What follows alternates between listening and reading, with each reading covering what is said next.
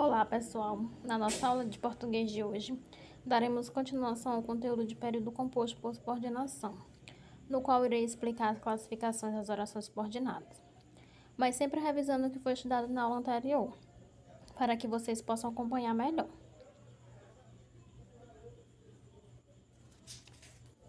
Aqui vamos explanar através de exemplos as classificações e suas funções que elas exercem dentro das orações subordinadas.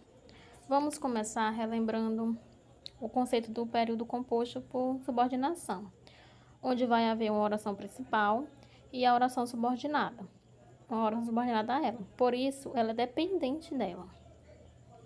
Definição: oração subordinada: toda oração que funciona como termo, sujeito, objeto, adjunto adverbial e outros, de outra oração.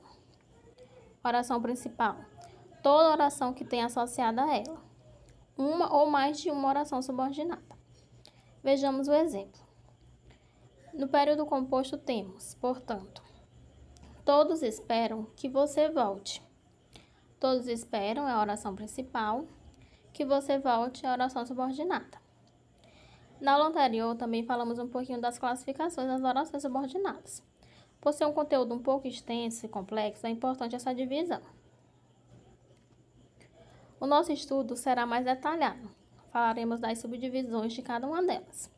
São elas: substantivas, adjetivas e adverbiais. As orações subordinadas substantivas têm valor de substantivo e se classificam por sua vez em subjetiva, objetiva direta, objetiva indireta, predicativa, completiva nominal e apositiva.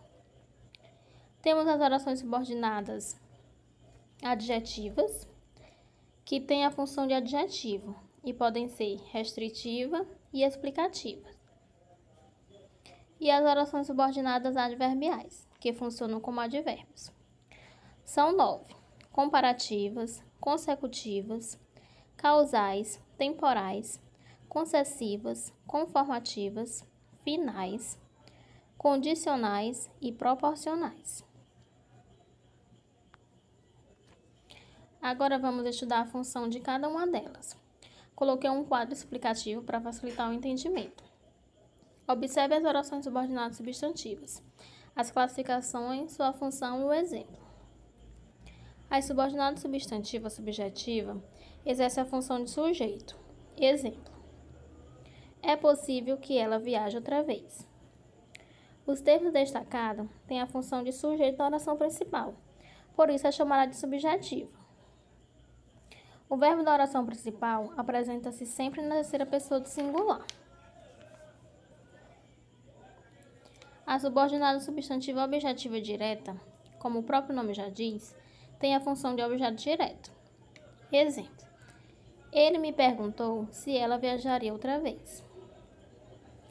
As orações substantiva objetiva indireta exercem a função de objeto indireto. Exemplo: necessito de que você viaje novamente. Se tivéssemos um período simples, por exemplo, necessito de viagem. Aí na oração temos o verbo necessitar e seu objeto indireto, de viagem, ligado pela preposição de. No período composto, o objeto indireto de viagem foi modificado para o verbo viajar, passando a ter a função de objeto indireto da oração principal. A subordinada substantiva completiva nominal tem função de complemento nominal. Exemplo: tenho medo de que ele não viaje novamente. Logo, estamos diante de uma oração completiva nominal. Subordinada substantiva predicativa exerce a função de predicativo do sujeito. Relembrando o que é o predicativo do sujeito, que é uma característica atribuída ao sujeito. Exemplo: meu medo é que ela não viaje outra vez. As subordinadas substantivas apositiva têm função de aposto. Exemplo: esse era meu receio, que ela não viajasse outra vez. As orações substantivas, elas geralmente são iniciadas pelas conjunções que e se. Uma dica é fazer a relação do nome e a função. Como exemplo, a positiva tem função de aposto. Sempre procurando fazer essa associação. A classificação das adjetivas são duas: restritivas e explicativas. As restritivas limita, restringe o sentido do nome a que se refere. Na escrita, não fica isolada por vírgulas. Abaixo temos o exemplo. Ele colheu as laranjas que estavam maduras. Nesse caso, está especificando uma informação sobre essas laranjas que estavam maduras.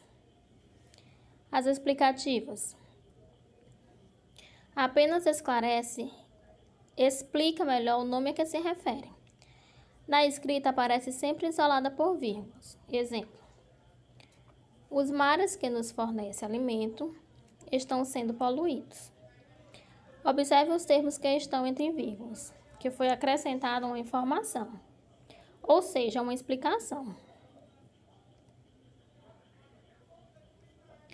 Nas orações subordinadas adverbiais, o advérbio é substituído de modo que a sua função sintática equivale à do adjunto adverbial. Cada uma delas expressa as circunstâncias indicadas no seu nome. Vejamos. Causal, causa. Exemplo: já que minha mãe só vem amanhã, hoje posso ir jantar contigo.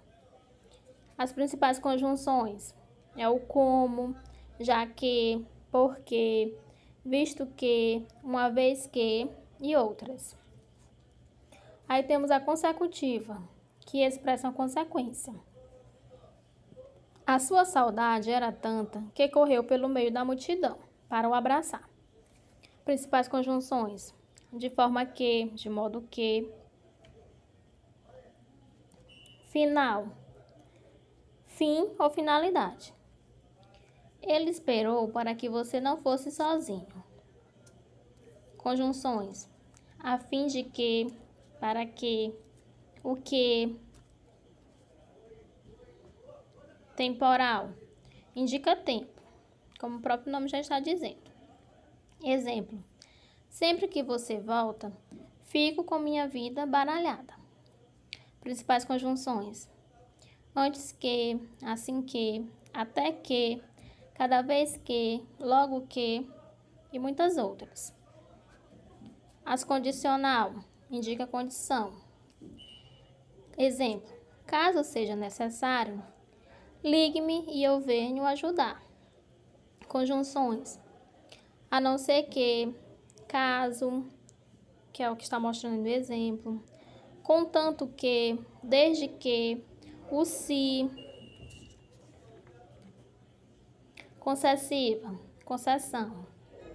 Mesmo que ele não queira ir, pode contar comigo. Conjunções: ainda que, a menos que, embora, mesmo que, se bem que, e etc. As comparativas indicam uma comparação.